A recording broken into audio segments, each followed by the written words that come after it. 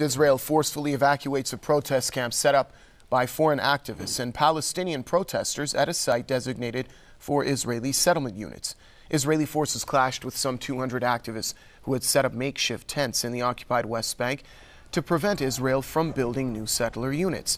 The Israeli premier had ordered the closure of roads leading to the site. Israel is globally condemned for pursuing the building of thousands of illegal settler homes on occupied Palestinian land. Well, for more on that story, we're joined by Mr. Henry Norr, who is from the Palestine Solidarity Movement, joining us now from Berkeley. Mr. Norr, welcome to the program.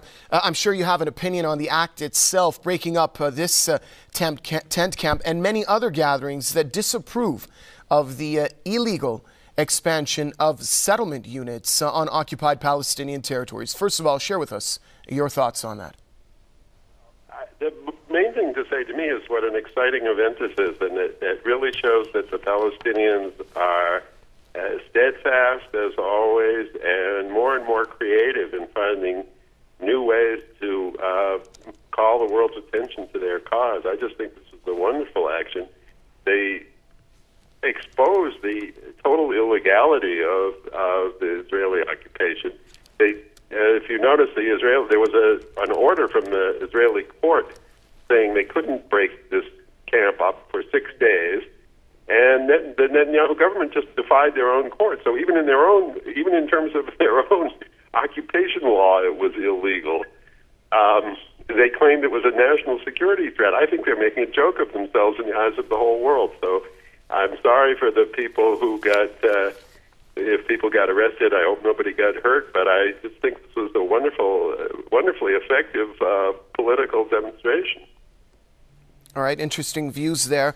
Some observers of the situation believe that there could be a significance to the timing of the Israeli actions. Do you think that the Israelis are going to be more adamant with their settlement policy now that Palestinian factions are scheduled to resume stalled unity talks? I think that could well be. I think generally that's the trend in Israel. They're going farther and farther off the deep end, as we say in this country, and going crazy. I think they're feeling very much, that they don't have any friends, or they're losing their friends, and they're desperate. And I was in Gaza recently, and the people there were very excited and confident, and didn't have any illusions they were going to be able to have victory soon. But they were feeling more and more confident than ever, I think. And I think that in some sense the Israelis are increasingly desperate. And this gesture of defying their own high court and sending the army in to break up a peaceful tent camp on. And it was also another detail that's worth noting is that this was on Palestinian private property.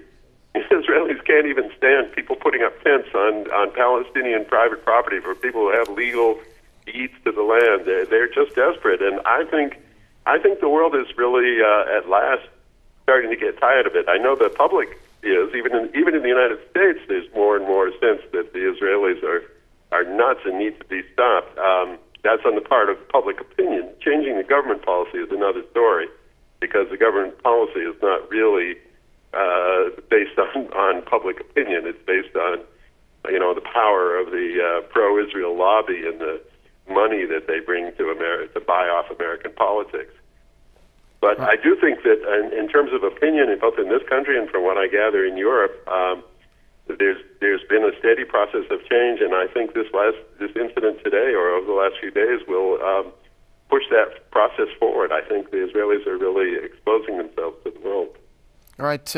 Thank you very much, Mr. Henry Norr from the Palestine Solidarity Movement, joining us from Berkeley. Thank you.